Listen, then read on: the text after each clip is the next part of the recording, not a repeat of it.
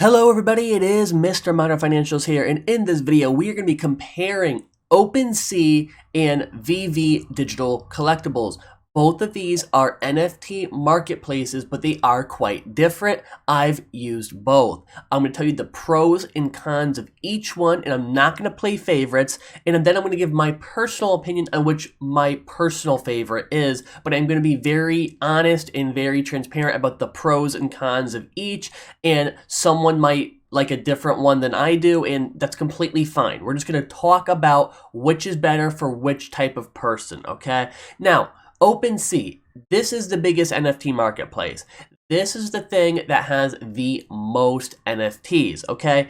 And it is a little bit more difficult to use than VeVe, although I wouldn't quite say you have to be a genius to use it. It's pretty much as simple as connecting your MetaMask, and that's really it. There's not much else to it. It's a little bit more complex than VeVe digital collectibles, and it's a little bit less user-friendly, and there isn't really a viable mobile option, okay? So this is really only for PC, and on the user end, it's a little bit more complicated than VeVe, but not too much. Now, in terms of the quality of the NFTs, OpenSea is like the Wild West. You're going to see a lot of gems. You're going to see a lot of undervalued projects that people buy for a couple $100s and they end up going for thousands, right? You're going to see that here, and you're going to see a lot of NFTs from independent artists. That's the key here for OpenSea.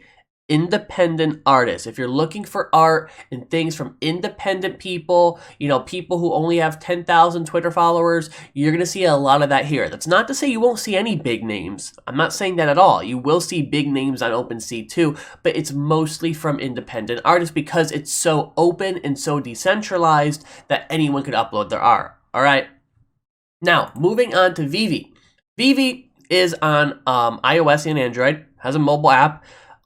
Great, right? It's very easy to use in that regard. It's a very easy to use app. You don't need to know much of it. You can literally just do in-app purchases. You buy gems that are pegged to Omni, and then you could go and start, buying NFTs, right? Now, VeVe has much less NFTs, maybe a fraction of what OpenSea has. However, most of their NFTs are licensed by big brands. They have Disney, they have Marvel, they have Cartoon Network, right? They have, I was looking the other night, they have cereal NFTs based on like Count Chocula and stuff. Very cool.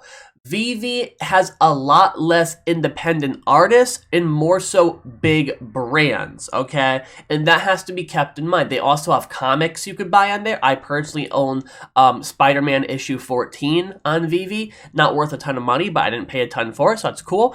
And you don't see as many NFTs on VeVe selling for the same amount as OpenSea. So the best way I could put it is OpenSea has a lot of very low value NFTs and then a couple really big ones. And I say a couple loosely. It's not literally a couple.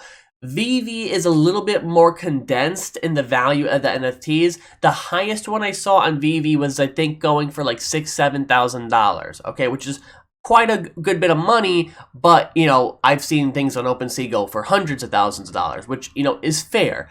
Personally, I like VeVe more, which comes as a surprise to you because I'm such, it comes as a surprise because, I've always been someone who's super into decentralization, keep it as open as possible, and I still hold those beliefs. I really do, and I still like OpenSea, but I really like the idea of getting NFTs that are licensed by big brands, okay? That's personally what I'm into.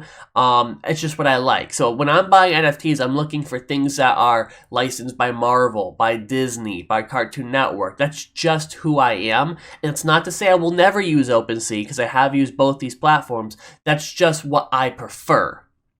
Now, another thing VeVe has that's really cool is they have AR, so augmented reality. So if you buy an NFT on VeVe, you could go into augmented reality and look around your room, look at a desk, and you can place the NFT on the desk through augmented reality. That, I think, is a cool feature. VeVe is also working on virtual reality, trying to create the VeVerse or VeVeverse, and essentially create your own little digital world where you could see and touch all your NFTs in virtual reality. Very, very cool.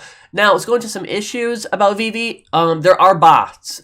Meaning, if there's a new NFT drop and you want to go and take a swing on it and see what you could get, you might have some trouble because the bots are buying up the NFTs a lot. And on top of that, there's already high demand because VeVe's app is growing in popularity every day. Every day, thousands more people are signing up. And that means the NFTs are going to be selling out within seconds. Yesterday, Hitmonkey had a drop. I tried to buy it. It was sold out within, I think, 4 or 5 seconds. So it is an issue, and I think they're going to resolve it, but just keep in mind the NFTs on VeVe are in very high demand and are selling out very quickly. Also, one problem with VeVe, they do not yet have a fiat off-ramp. So if you sell an NFT in VeVe, you're basically selling it for gems, which are pegged to Omni, okay? They are working on a fiat off-ramp, and it probably will be here within the next 6 months. So keep that in mind, that if you put money into VeVe, you won't be able to get the actual fiat out or crypto out for at least 6 months. Keep that in mind, all right? Any other issues I'm thinking of with VeVe? The app could be a little bit glitchy sometimes, but that's about it. They are working on moving all their tech over to Ethereum's immutable L2. So it's a layer 2 blockchain built on Ethereum that has like 0% like carbon. I'm not super into the environmental stuff, but it's very cheap to use. And that also is a plus because Ethereum is the biggest crypto network for NFTs. Yeah, that's it for this video. If you enjoyed it, make sure you leave a like, subscribe, share it. I will catch you next time. And as always, have a great day.